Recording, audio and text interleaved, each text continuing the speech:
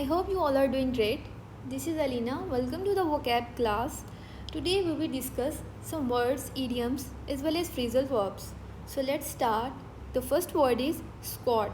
It's a noun and its meaning is a team. Basically, it's a combination of different people who work together as a unit. For example, bomb disposal squad.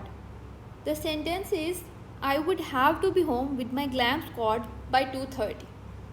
Glam Squad is a team of hair and beauty experts who bring their services to you. Another sentence is the bomb squad arrived on the scene.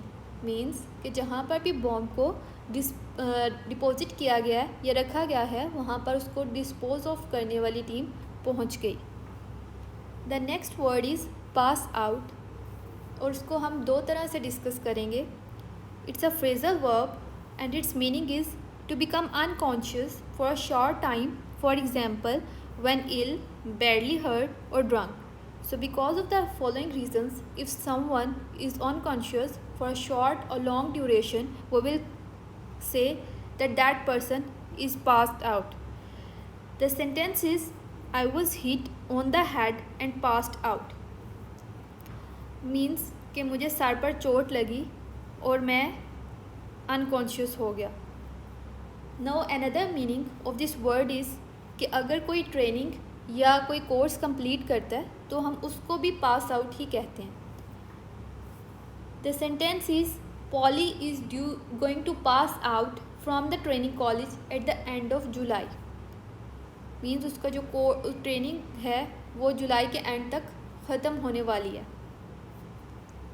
The next word is get go. It's a noun and its meaning is the beginning when someone starts to do something or a process starts. किसी भी चीज़ की beginning, किसी process की beginning या फिर कोई इंसान जब कोई भी नया काम शुरू करता है तो उसके लिए हम वर्ड यूज़ करते हैं get go. The sentence is the latest research shows that babies can be taught the difference between night and day from the get go. Latest research के मुताबिक जो न्यूबॉर्न बेबीज़ होते हैं उनको नाइट और day का डिफरेंस स्टार्ट से ही बताया जा सकता है. मीन्स वो अंडरस्टैंड करने के काबिल होते हैं स्टार्ट से ही. Another sentence for this word is you are very talented with languages so that's why you spoke English well from the get go. Means कि एक शख्स है जो शुरू से ही लैंग्वेजेस के साथ बहुत अच्छा है, इसी वजह से वो इंग्लिश बहुत अच्छे से शुरू से ही बोलता है. The next word is fit in. It's a phrasal verb and its meaning is to feel that you belong to a particular group or are accepted by that group. Means कि कोई भी ग्रुप है, for example group of friends है, वहाँ पर adjust हो जाना, acceptance मिलना वहाँ से, तो उसके लिए हम वर्ड यूज़ करेंगे fit in. There is a sentence, it's no surprise she is leaving. इसमें कोई हैरानगी की बात नहीं है कि वो जा रही है. She never really fitted in. वो यहाँ पर कभी भी एडजस्ट ही नहीं हुई. Another sentence is she says that she doesn't fit in at her new school. वो कह रही है कि वो अपने नए स्कूल में एडजस्ट ही नहीं हो सकी, फिट इन नहीं हो सकी. सो बिकॉज एडजस्ट के लिए भी हम वर्ड यूज़ कर सकते हैं fit in. The next word is beef. It's a verb and it's meaning is to complain. किसी भी चीज़ के बारे में शिकायत करना. The sentence is he was beefing about having to do the shopping. कि वो शॉपिंग करने के बारे में शिकायत कर रहा था. Another sentence is I really don't have a beef with Aamna. कि मुझे आमना के साथ कोई शिकायत नहीं है. Next is an idiom without further ado. Its meaning is with no more delay. मतलब मज़ीद ताख़ीर का शिकार ना होना. The sentence is and now without further ado here is our special guest speaker. मज़ीद ताख़ीर के बगैर अब हमारे जो स्पेशल गेस्ट हैं वो यहाँ पर मौजूद हैं. Another sentence is we should vote for the revival motion without further ado. कि जो रिवाइवल मोशन के लिए हमें बगैर मज़ीद डिले के उसके लिए हमें वोट करना चाहिए, मतलब बहाली की कोई भी चीज़ जब बहाल होती है या उसका रिवाइवल होता है. The next word is souped up. It's an adjective and its meaning is if a vehicle or machine made to go faster or to be more powerful. कि किसी भी व्हीकल या मशीन की एफिशिएंसी को increase करना, ये जैसे कोई वेल इक्विप्ड व्हीकल या मशीन होती है तो उसके लिए हम ये वर्ड यूज़ करते हैं souped up. The sentence is if they wanted something slightly more souped up they had to pay a small deposit. अगर वो किसी भी चीज़ की एफिशिएंसी को या उसको वेल इक्विप्ड बनाना चाहते हैं तो उनको कुछ पैसे देने होंगे, कुछ रकम देनी होगी उसके लिए. Another sentence is some cars are souped up with customized engines. कि कुछ जो कार्स हैं उनके अंदर कस्टमाइज्ड होता है, मर्ज़ी के मुताबिक इंजन को फिक्स किया गया है ताकि उनकी एफिशिएंसी बढ़ जाए. The next word is deep pockets. It's an idiom and the meaning is to have a lot of money. किसी के पास बहुत ज़्यादा पैसे होना, किसी के पास बहुत ज़्यादा पावर है, रिसोर्सेज हैं, तो उसके लिए भी हम ये वर्ड यूज़ कर सकते हैं. The sentence is anyone who tries to save that company will need deep pockets. कि अगर कोई लॉस में चल रही है कोई कंपनी तो उसको सेव करने के लिए बहुत ज़्यादा, जो भी उसको सेव करेगा उसको बहुत ज़्यादा पैसे चाहिए होंगे, बहुत ज़्यादा रिसोर्सेज चाहिए होंगी. Another sentence is one of our partners has deep pockets. We are hoping that his money will help us fund the startup.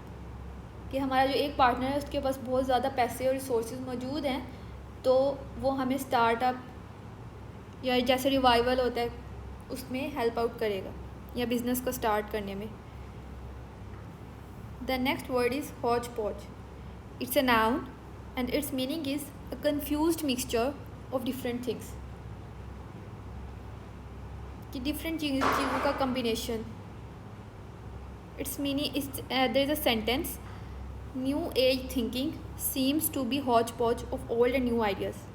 कि जो जदीद दौर की सोच है वो पुराने और नए जो आइडियाज़ हैं उनका एक confused combination है.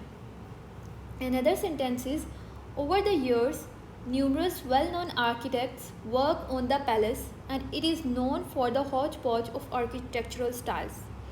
कि जो एक पैलेस है उस पर डिफरेंट आर्किटेक्ट्स ने काम किया है और उन्होंने अपने डिफरेंट आइडियाज़ से उसको बनाया है, तो वो एक कंफ्यूज्ड मिक्सचर है डिफरेंट आइडियाज़ का या डिफरेंट आर्किटेक्चरल स्टाइल्स का.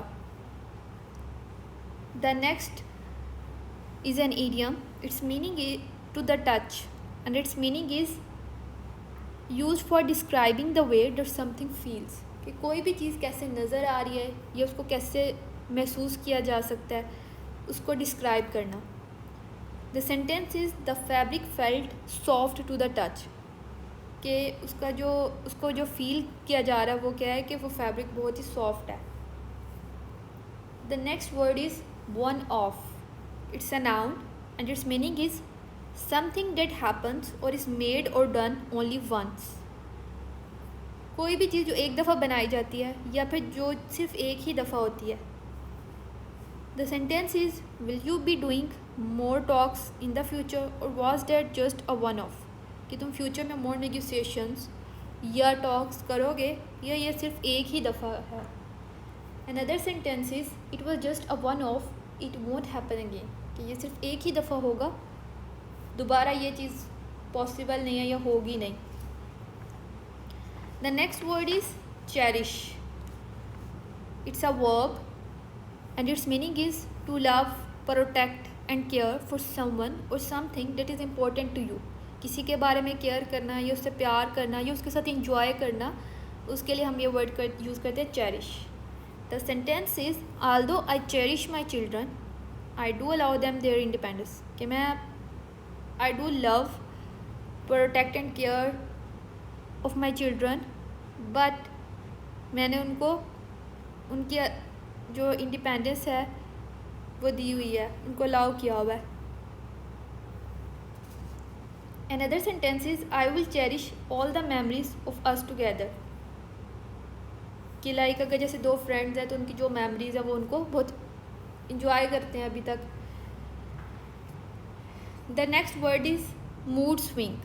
It's a noun and it's meaning is a sharp and inexplicable change in mood, कि बहुत ज़्यादा सडन चेंज इन मूड होना। इनएक्सप्लिकेबल मीन्स कि एक्सप्लेन ना किया जा सकता हो। The sentence is but there were other explanations for his mood swings and suspicion, कि मतलब उसका जो मूड सडन चेंज हो रहा है या उसका जो शक है उसके लिए मज़ीद एक्सप्लेनेशंस भी मौजूद हैं। Another sentence is should you be worried about your mood swings, क्या तुम्हें परेशान होना चाहिए अपने मूड स्विंग्स के बारे में। The next word is trigger. It's a verb and it's meaning is to cause someone to have a particular feeling और मेमोरी, कि कोई भी जैसे कोई पिक्चर है या कोई भी इंसान कभी ऐसी बात करता है जो आपको किसी मेमोरी की याद दिला दे या फिर कोई पर्टिकुलर फीलिंग आपको याद आ जाए, सो उसके लिए हम वर्ड यूज़ करते हैं trigger. The sentence is you find that strangely familiar smells trigger memories of childhood. ये जो फेमिलियर स्मेल्स हैं ये बचपन की यादें ताज़ा कर देती हैं या उनको याद करा देती हैं। The sentence is smoke triggered the fire alarm, कि स्मोक की वजह से जो फायर अलार्म है वो लाइक अपना फंक्शनिंग करने स्टार्ट हो गया। The last word is mischievous. It's an adjective and its meaning is used to describe behavior or words that are intended to cause harm or trouble. कोई भी ऐसे behaviour या वर्ड्स जिनके मकसद ही हो कि वो नुकसान पहुंचाएं या फिर वो कोई ट्रबल काज कर दें। The sentence is I think these rumours are mischievous. मुझे लगता है कि ये जो अफवाहें हैं ये सिर्फ इनका मकसद हार्म और ट्रबल काज करना।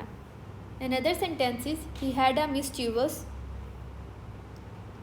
सेंस ऑफ ह्यूमर, कि उसका जो सेंस ऑफ ह्यूमर है वो दूसरों को बहुत ज़्यादा हर्ट कर देता है या उनके इमोशंस को हार्म करता है, सो उस सेंस में ये वर्ड भी यूज़ हो सकता है। That's all for today, thank you.